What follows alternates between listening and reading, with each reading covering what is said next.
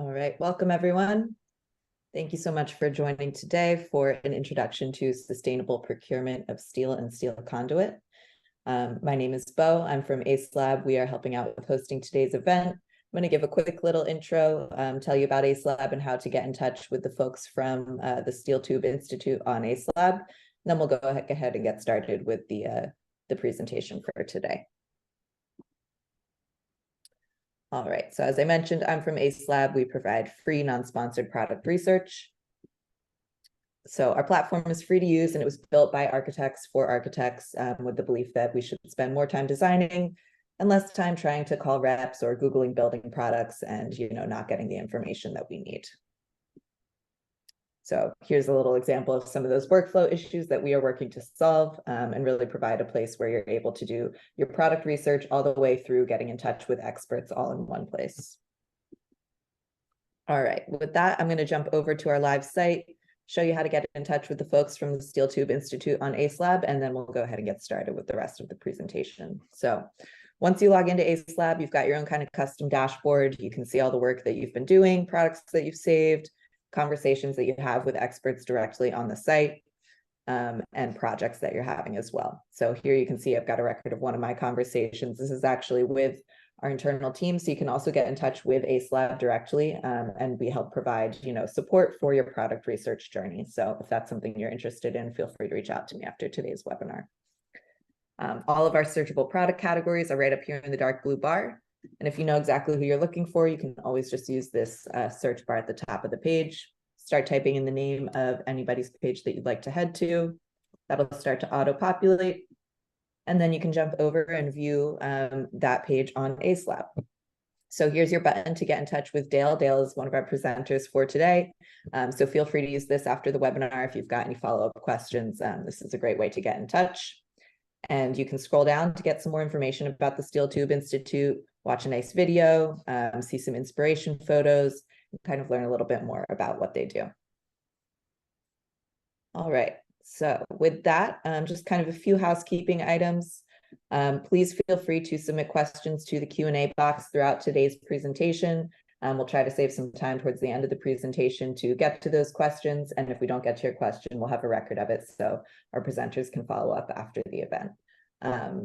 Other than that, please stay tuned for the post-event survey at the end of today's webinar. If you're able to provide some feedback there, that's super helpful for us to be able to keep tailoring these presentations to you guys and be providing the best possible content. So there'll be just a few questions at the end of today's webinar. All right. And other than that, I think we should be good to go. Again, if anybody has questions, feel free to submit those to the Q&A. I'll keep my eye on that so that we can get to anything urgent at the end of today's webinar. And we'll also have a record of everything as well.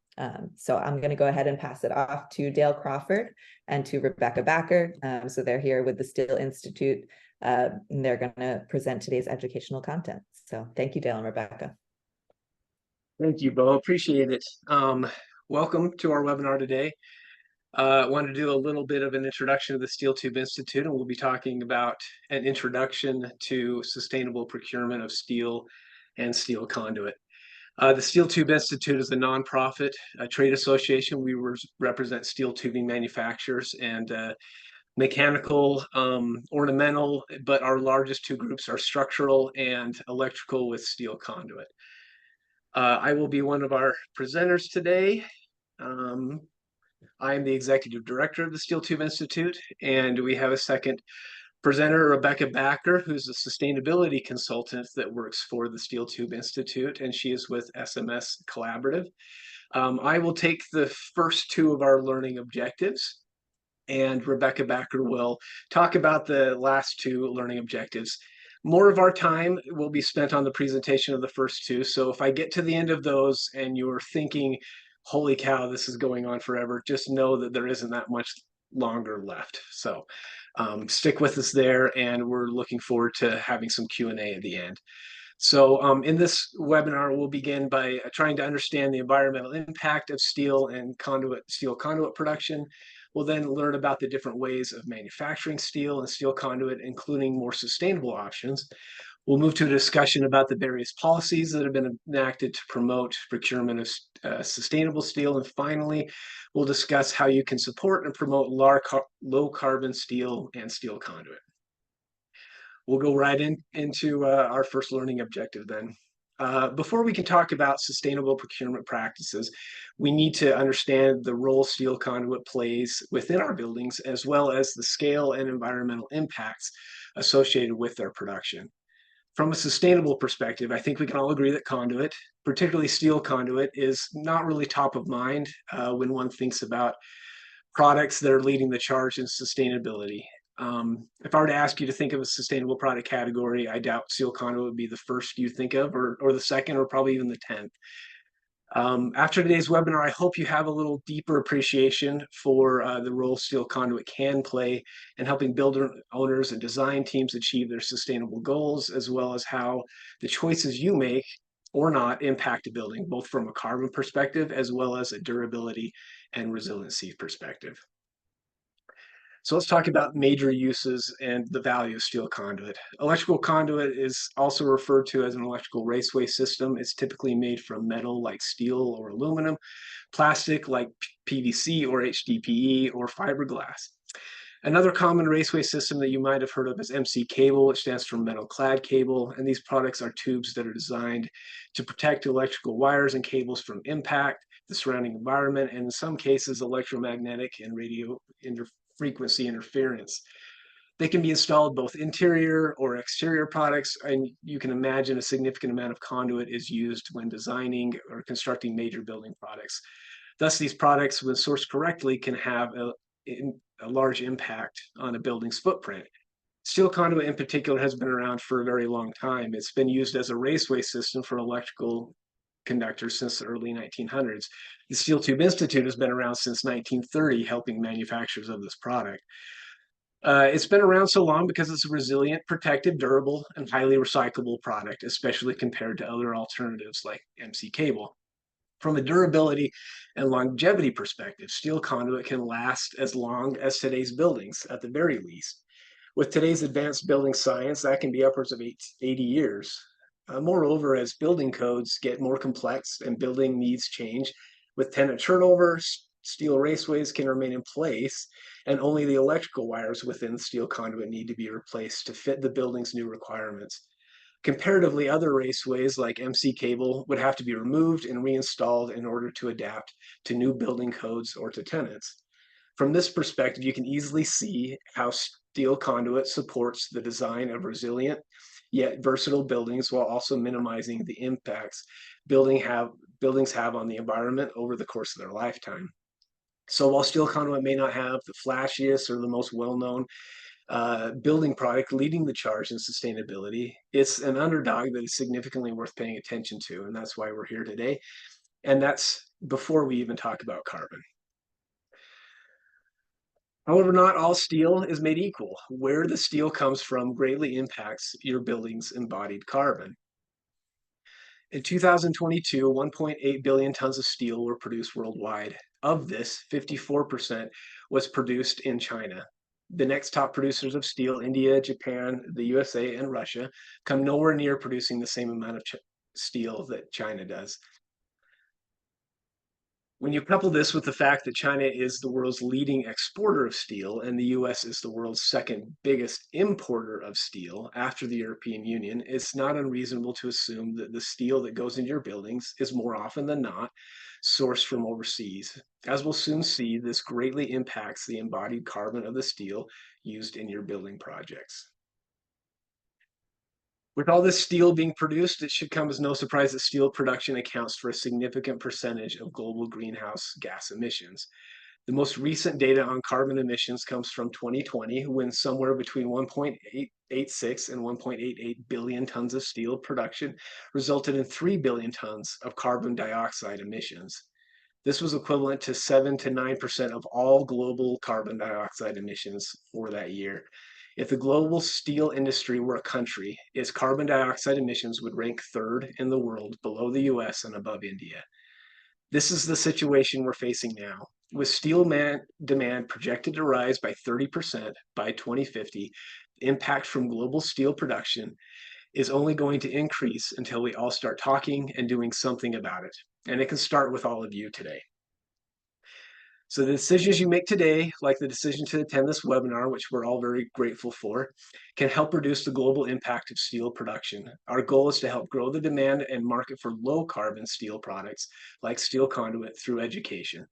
By helping you to understand how steel carbon footprint varies not just by production process, but also by country of origin as well. We hope that you can feel equipped and empowered to start asking for the source of the steel that goes into your buildings and advocating for low carbon alternatives.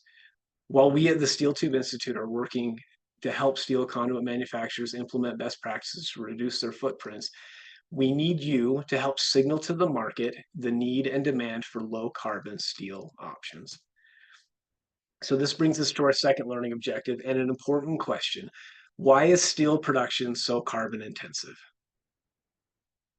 So there are three main factors that influence the carbon intensity of steel production. First is the type of and share of steel technology used in the steel process with each steel producing country.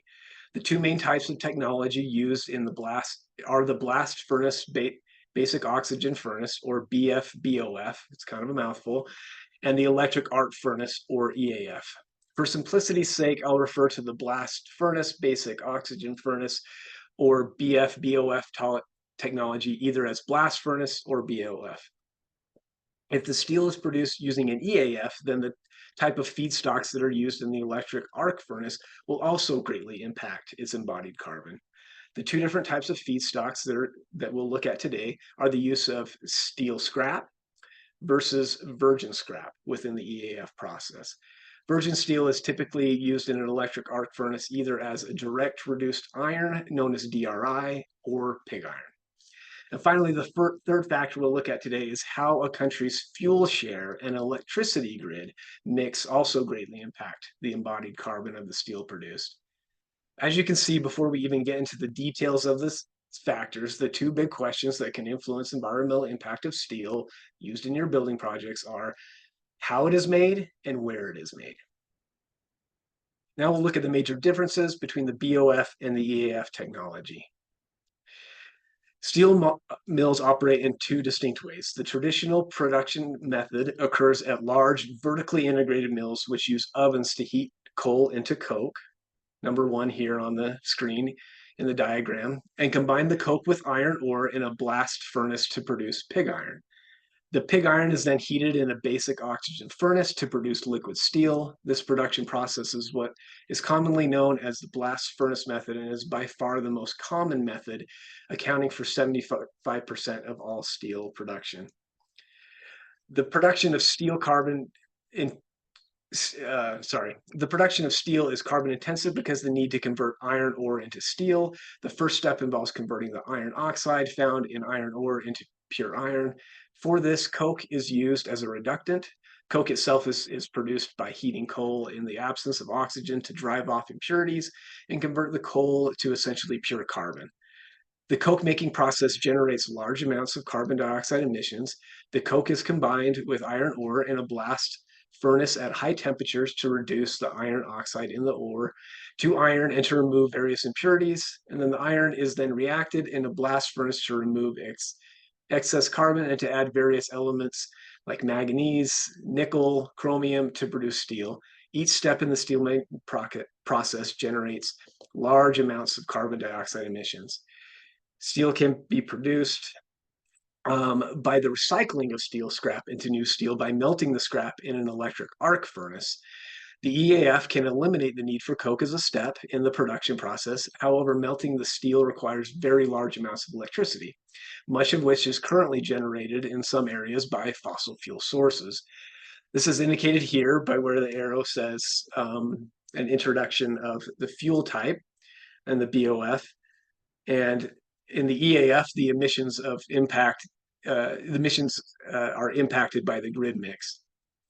In 2021, the three companies operating operated integrated steel mills in the United States in 11 locations, accounting for about 29% of domestic steel output.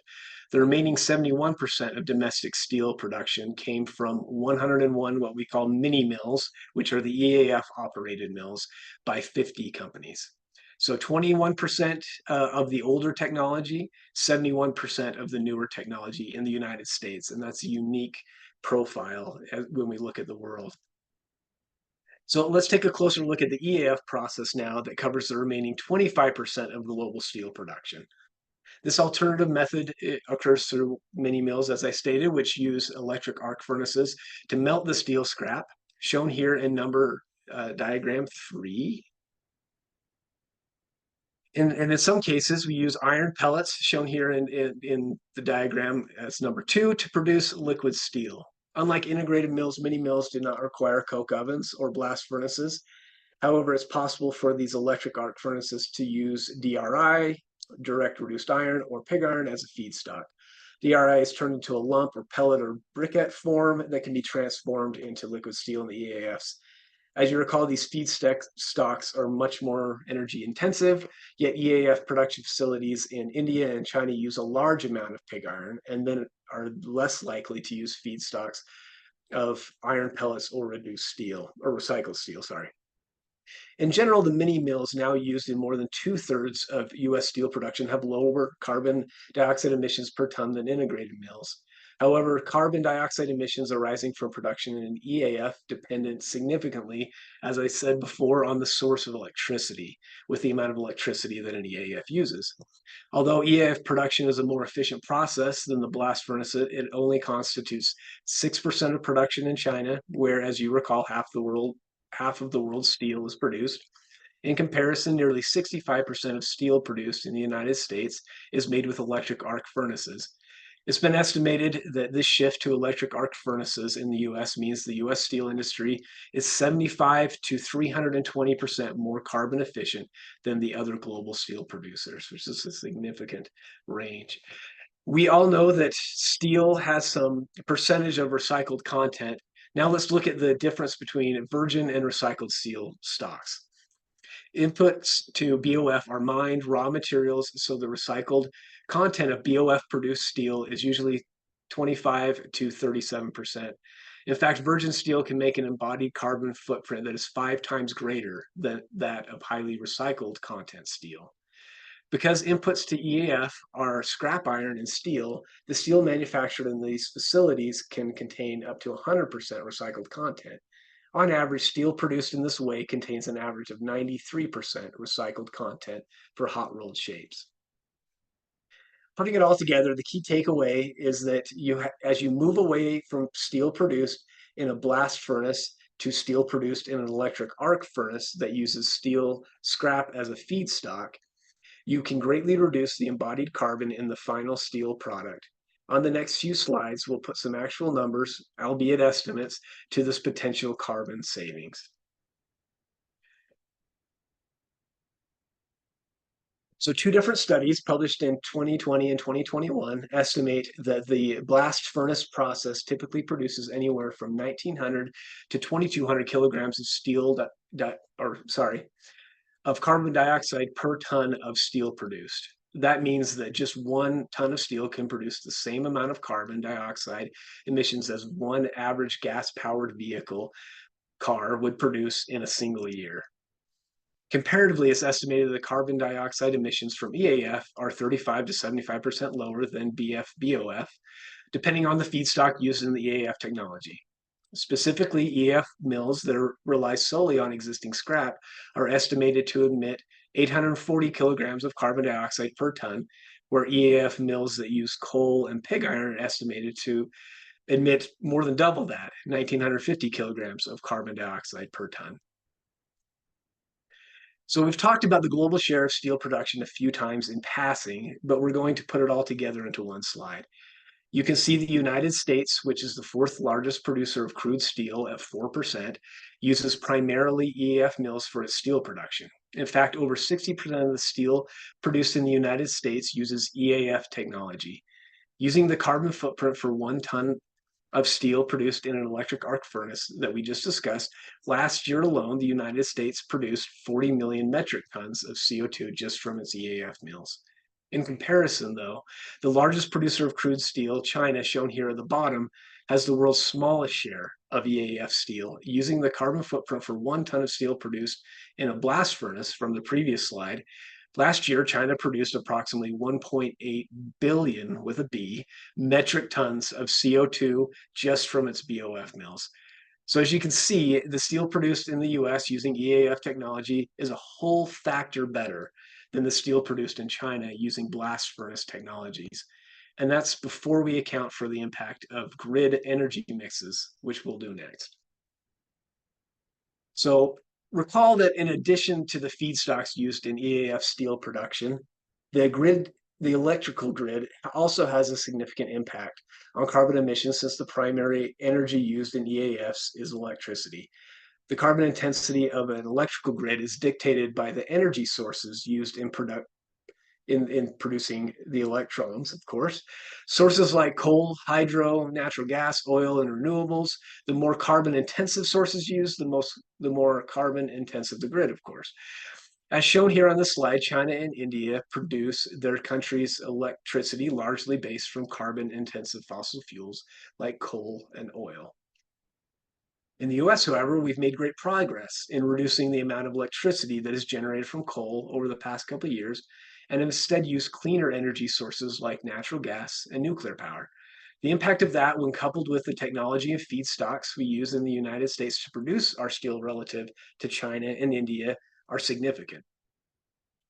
So as you recall, India is expected to be the biggest producer of steel in the near future, and has a similar share of EAF to BOF technology as the US. But it has a very different carbon footprint, and in fact has the highest carbon footprint, higher even than China, when it comes to steel produced using electric arc furnaces. This seems odd, but it's due primarily to the fact that the pig iron they used in the EAF mills, as well as the electricity that is used in the mills.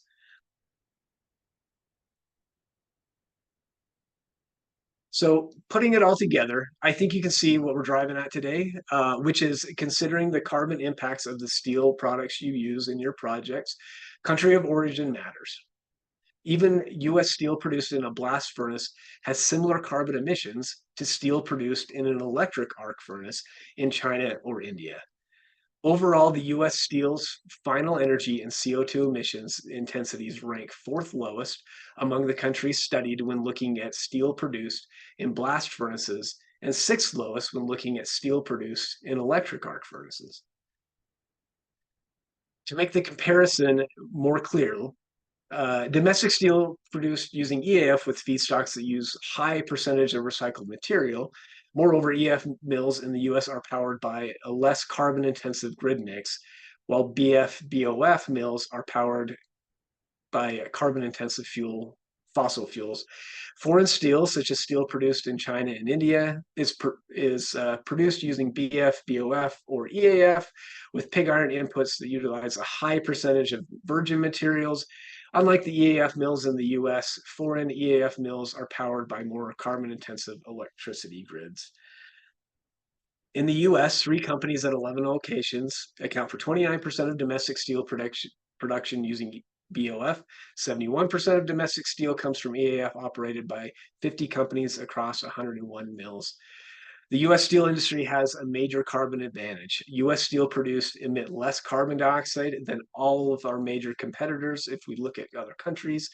The shift to EAF means that the US steel industry is 75 to 320% more carbon efficient than other global steel producers. These are significant figures to consider.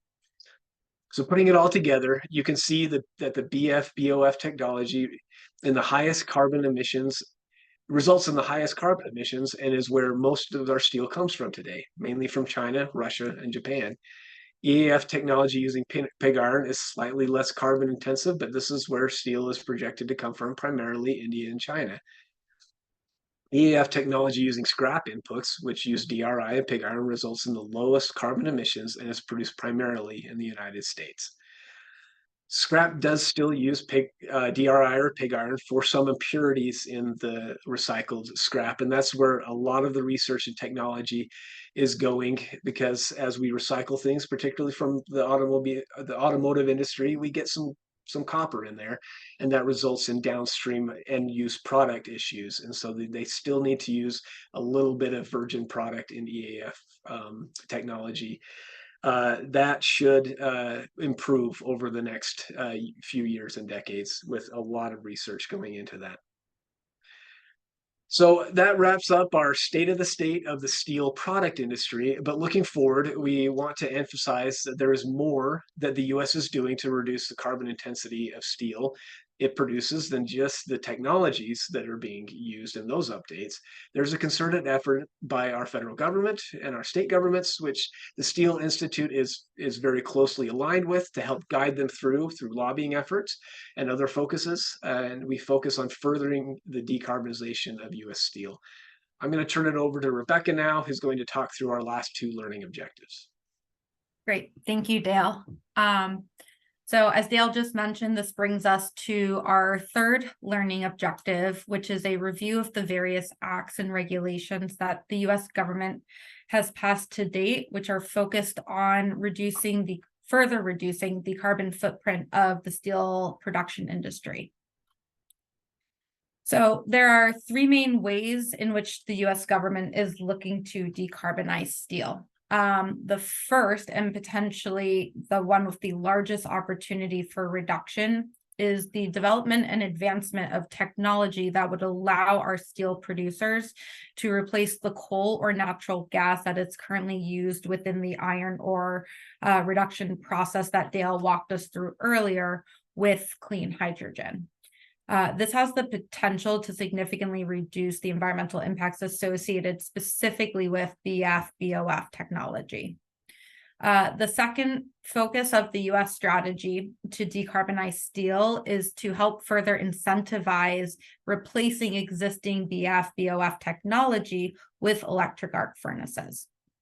And then finally, the third focus on the US steel decarbonization effort is to continue to green the grid, which, as Dale mentioned before, is the work that's being done to further increase the amount of low carbon or renewable energy sources that are used to produce our country's electricity. So as you can see here, these efforts are a three-pronged approach that really get at all three of those big drivers of the carbon footprint of steel that's made within the US.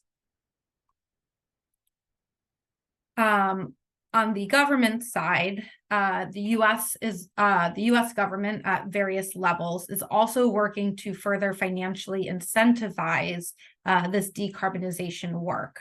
So the biggest piece of legislation that was passed recently, the Inflation Reduction Act of 2022, which is a tax credit, is expected to significantly increase the supply of the clean hydrogen technology that I just mentioned, and further drive down the cost associated with that technology over the next 10 years for which the tax credit is available for. Key features of this tax credit include, one, increasing existing incentives that are already associated with carbon capture credits to help increase the uptake of this technology, and further incentivize the use of hydrogen within existing BOF mills when they are not going to be switching over to EAF technology. The second key feature is that it rolled out additional new clean energy credits that are also focused on further promoting grid-related decarbonization efforts. And third, it also has provided $5 billion in funding for federal spending and programs that are specifically focused on the procurement of low carbon building and transport materials, including steel. So overall, getting back to that first point, the clean hydrogen incentive. Clean hydrogen can have a significant impact on the carbon emissions associated with steel production. Clean hydrogen produces it's estimated no more than about 4 kilograms of carbon dioxide per kilogram of hydrogen produced. So it is a huge opportunity to help reduce the carbon emissions associated with steel production. However, the catch is that the steel production industry would require a significant amount of hydrogen in order for us to start to see a big dent in our carbon numbers. So it's currently estimated that nearly 144 tons of clean hydrogen is needed to produce only 2 tons of steel.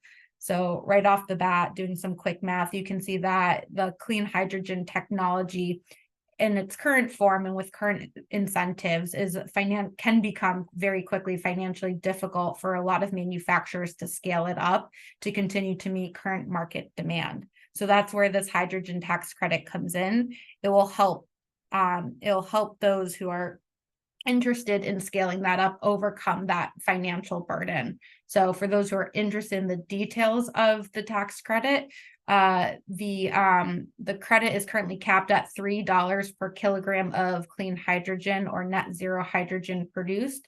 And then the amount a manufacturer can receive in that credit would then be scaled down proportional to the amount of emissions that are produced when producing the hydrogen. So it's working to incentivize further production of clean hydrogen with low or no emissions through that scaling factor. Another US-based initiative that is focused on decarbonizing the steel industry is the Proclamation 9705, adjusting imports of steel into the US. This 2018 proclamation supports the use of domestic steel over foreign inputs by imposing a 25% tariff on all steel imports, with the exception of steel coming in from Mexico and Canada. And it also establishes a quota of duty-free steel imports from the European Union and United Kingdom. And lastly, as many of you may be familiar with, there have been several Buy Clean policies, regulations, programs that have been rolled out over the last couple of years that have been proposed and or passed at the federal, state, and local level. Many of these Buy Clean programs are focused on incentivizing and supporting the procurement of low carbon building materials like steel and steel conduit in government-funded projects. Just a few of these are listed here, but there are many more out there. So some of the key ones to take note of are at the federal level, the Catalyzing America's Clean Energy Economy through Federal Sustainability Executive Order. That's definitely a mouthful, but that one was passed in 2021. There's also been the establishment of a life cycle assessment database by a federal interagency working group that is currently active. And then, of course, the one most people know about, the federal Buy Clean executive order. So all of those are focused on helping federal agencies identify, promote, and procure low carbon building materials like steel. And then at the state level, of course, we have Buy Clean acts that are in California and Oregon, with many more in various states also proposed. And then there's a whole bunch of similar regulations and policies that have been proposed and passed at local levels as well. So that now brings us to our last learning objective, which is how can you all further support the decarbonization of the steel industry. So while the industry itself has been doing a lot from a technology perspective, and our government is also doing a lot by helping to incentivize those changes, you may be asking yourself, what can you all do? And we're here to tell you today that you all can help continue to play a vital role in sending strong market signals that the work that we're currently doing to date is on the right track, and that there is a demand for low carbon steel and steel products by the end users. So just as a quick recap of what we've learned during today's webinar, steel products like steel conduit are a necessary part of almost every building project, regardless of your sustainability goals. As you'll recall in Dale's first few slides, steel conduit is a very much a critical element and has been around for the last 100 years. However, when you start to add the lens of sustainable building goals, project teams that are going after low carbon or zero carbon building designs have a huge opportunity to achieve those goals when they start to consider where the steel in their building projects is coming from and how it was made. So the big takeaway here, if we haven't kind of driven it home enough already, is that US made steel, and more specifically, US made steel with electric arc furnaces that are using more low carbon or renewable energy sources, and their grid mix are going to have a significantly lower embodied carbon footprint than that of their foreign counterparts. So you can help us send or continue to send a clear market signal to US producers of steel and steel products, as well as to the US government at all the various levels, that there is a market demand for these types of products. So the way that we would all encourage you to go about this is to first start to identify what are the major steel components in your building projects. And that, is a fairly easy exercise when you think about a building structure. You have your steel framing, and then of course your steel conduit. The next step that we would recommend you all take is starting to understand who on your project is responsible for specifying and procuring those steel products. These are generally going to be your general contractors, your subcontractors, or even the EMPs that are on the project. And then finally, we hope that this webinar has helped to embolden you all and feel comfortable in having a discussion with those specifiers and procurement people, and help them understand where is the steel that they're sourcing for your building project coming from, and how is it made, so that you can advocate for lower carbon alternatives.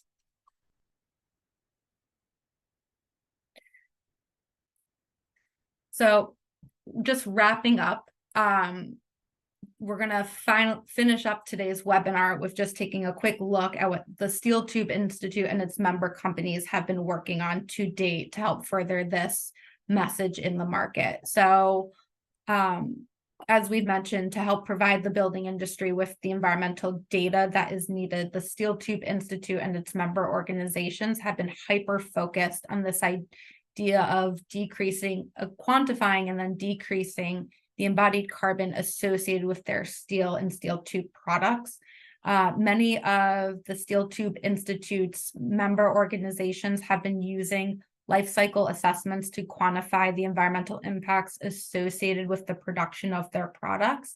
They have also used life cycle assessments to understand what is driving their products' overall footprint. So not just quantifying that initial GWP number, but then breaking it down further to see what are the hot spots and levers that they can start to pull, which brings us to the third point, where the Steel Tube Institute members organizations are using this life cycle assessment thinking to understand what the impact of potential design changes to their products and manufacturing processes will have on their products' overall carbon footprint. So if any of you are interested in following along with this work and keeping up to date on the upcoming published results of that, I would highly encourage you all to check out the Steel Tube Institute and its member organizations' website, LinkedIn pages, and obviously to subscribe to their newsletters. So that, I think, wraps up today's webinar. And I think at this point in time, we'd like to open it up for any questions.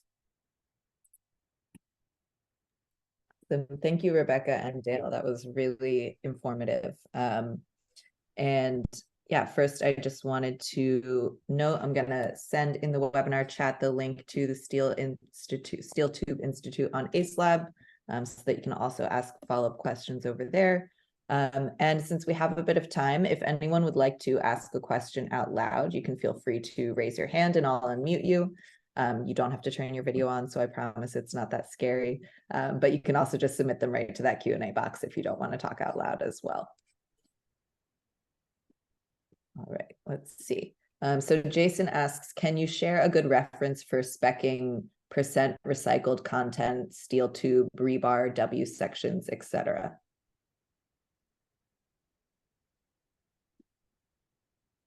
So I'm gonna get back to you on that. Do you have one on that, Rebecca? I wanted to check into a few things, but what were you gonna say?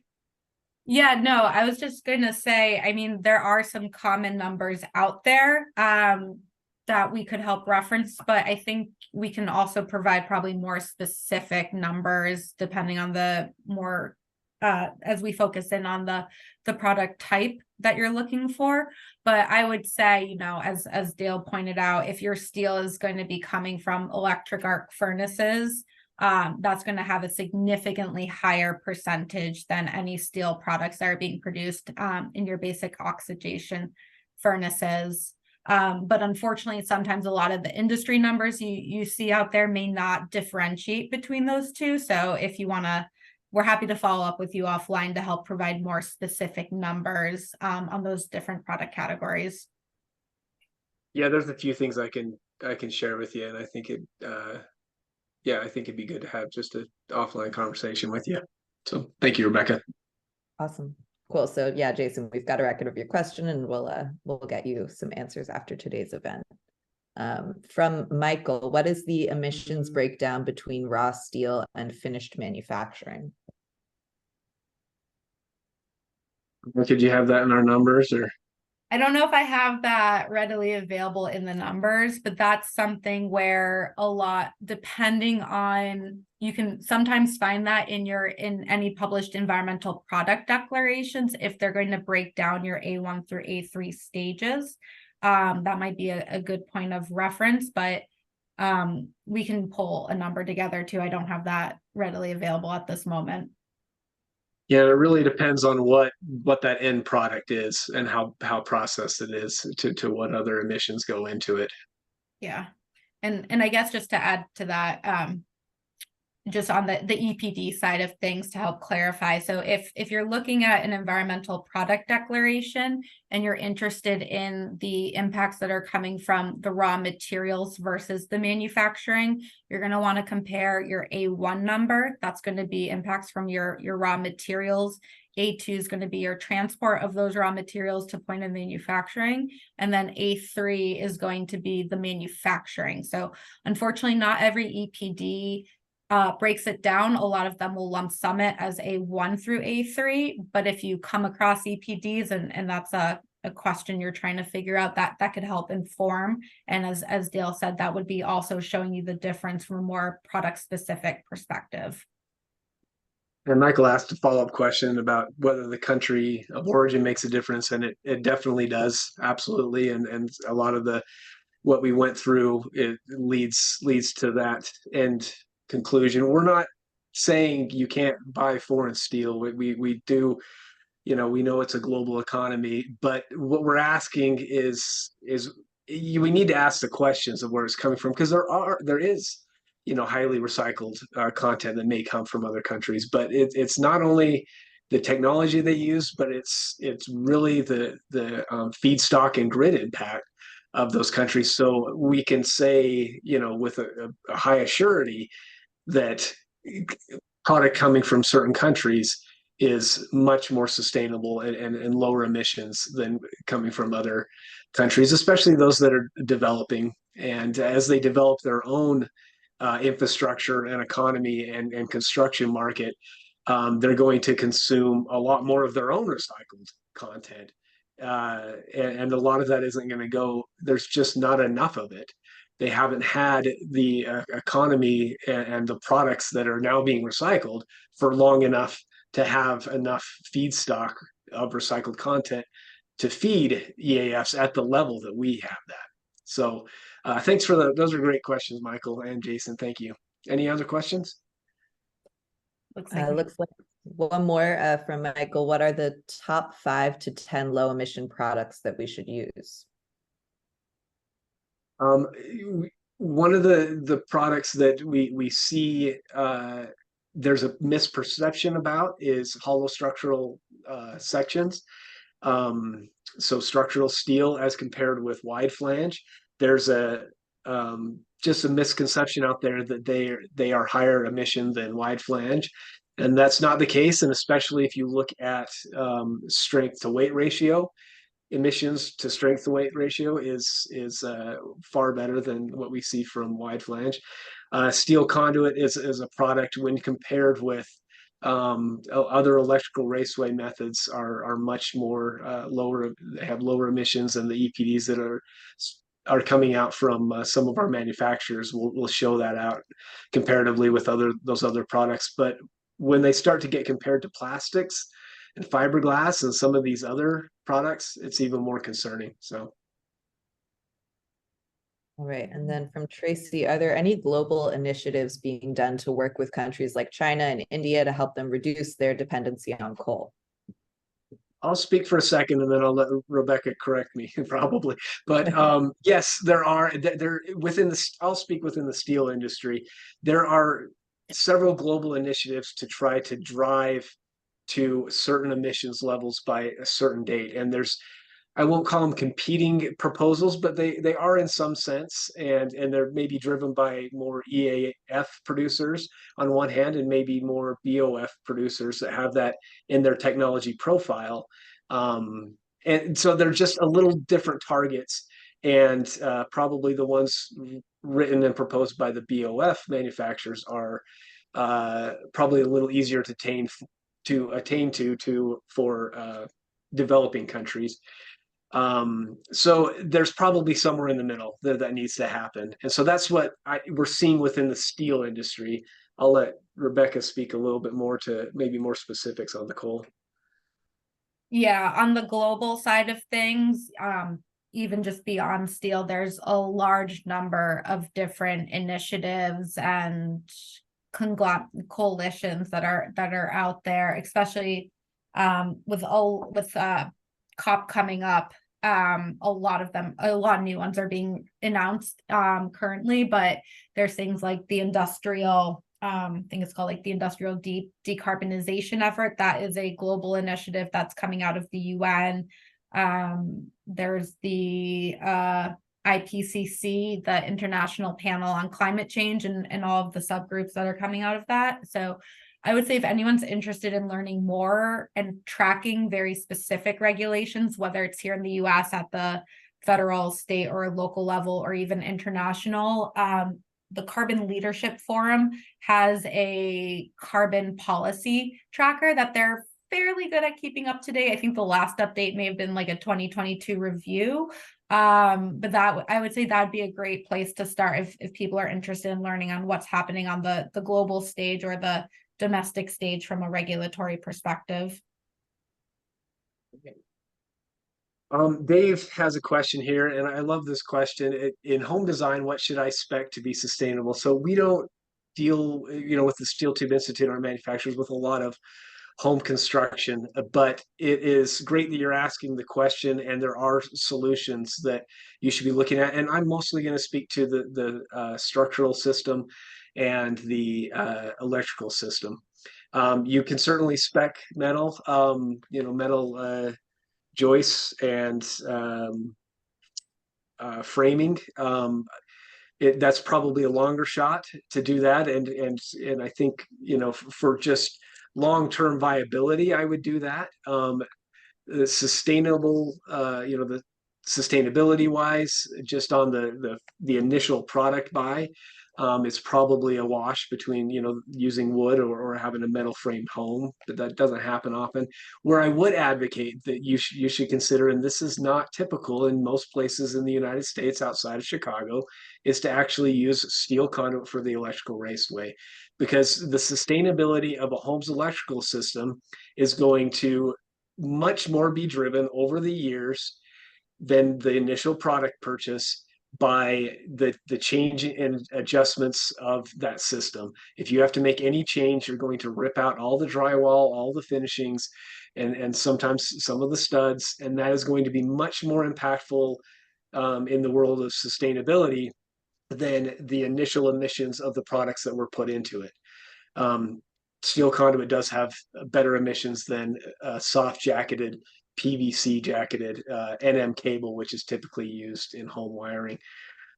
Just because you can pull all the wiring out, you can put new wiring in, you can add a circuit, you can add something else in the room without having to rip out all of the drywall, because it is a pipe that you can add things to, and it adds the flexibility and it makes a resilient home.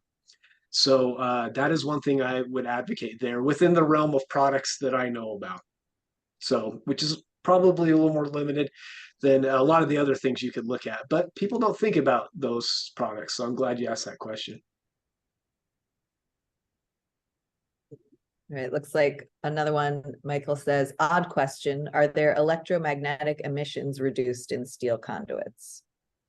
That is an awesome question. And yes, it is. We have a study on our website that was commissioned by the Steel Tube Institute in conjunction with Georgia Tech, with the leading expert on EAF emissions in electrical systems, Dr. Sakis Miliopoulos. Are you all impressed I pronounced that? I am.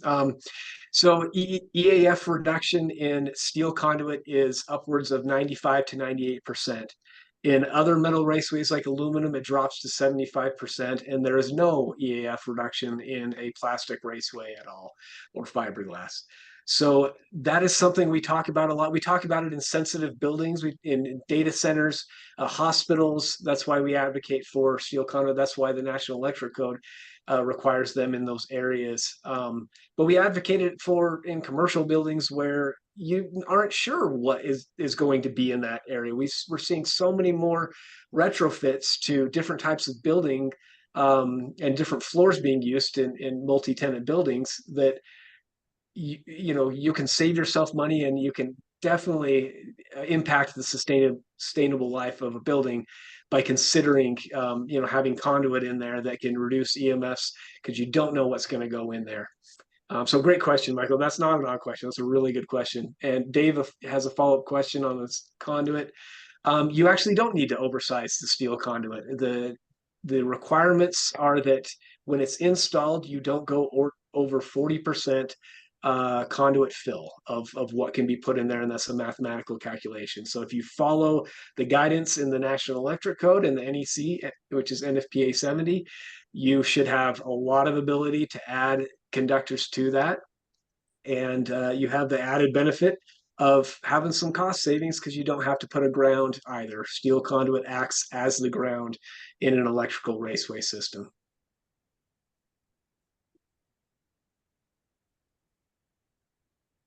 Cool. Anything else? All right.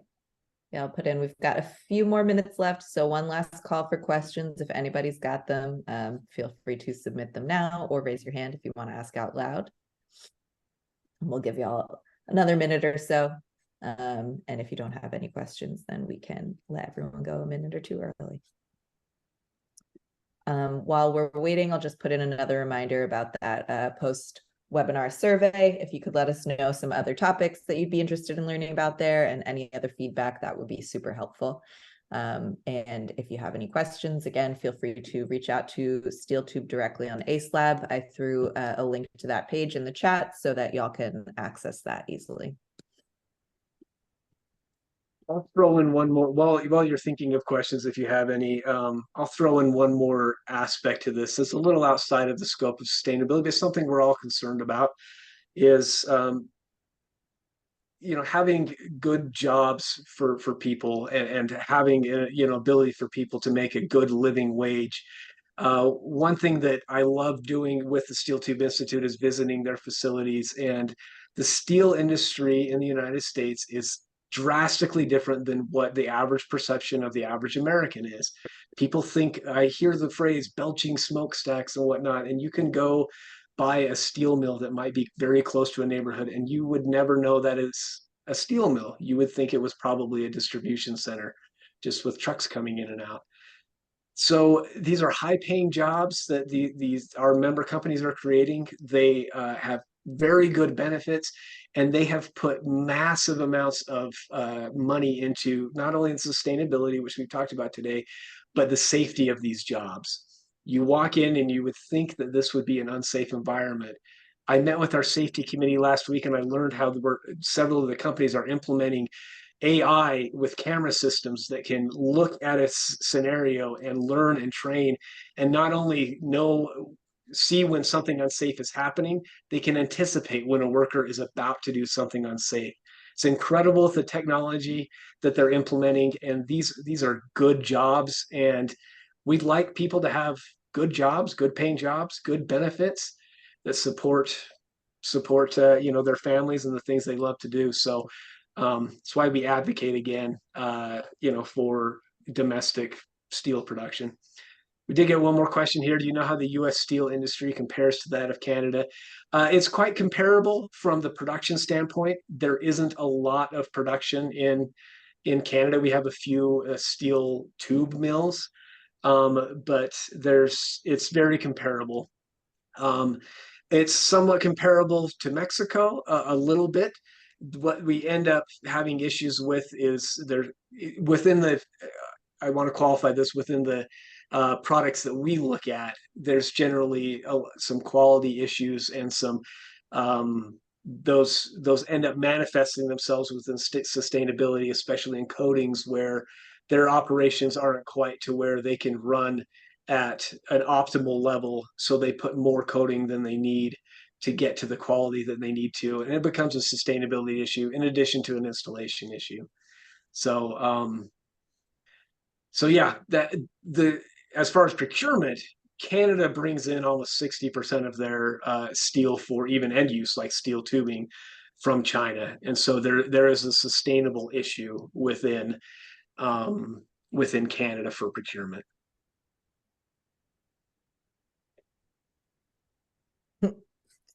Okay. Awesome. Let's see. All right. Michael asks, is it still the case that only domestic products are allowed in military building projects? It is, but it is the importers are very good at skirting around that, and our good people at the Customs and Border Protection aren't really well funded enough to monitor it as well as they need to make sure that we're protecting that industry and those projects. So it's also up to all of you that are involved in that, is to make sure of that all the way through the chain. So great answer, or great question. Thank you. Anything else? Right, let's see. Thank you, Bo. Yeah, thank you guys. And thank everyone for attending today and for all the awesome questions. Really appreciate everyone being super engaged. And yeah, thank you, Dale and Rebecca, for such a wonderful presentation. It was really great to learn more about what y'all are doing. And yeah, I think this is, just such an important thing for us to think about as architects that can often get looked over. So it's really great to learn more about how we can be more sustainable in all aspects of our building process. Thank you. All right, cool. Well, last chance to submit a question, but I think it looks like we've probably got to all of them for today. So again, if you have any questions that you think about after today's webinar, feel free to get in touch with the Steel Tube Institute directly, and they'll be happy to help you out. Okay. All right, cool. So thank everyone again, and I hope everybody has a good rest of their day. Okay. Thanks, Thank you. everyone. Bye. Bye.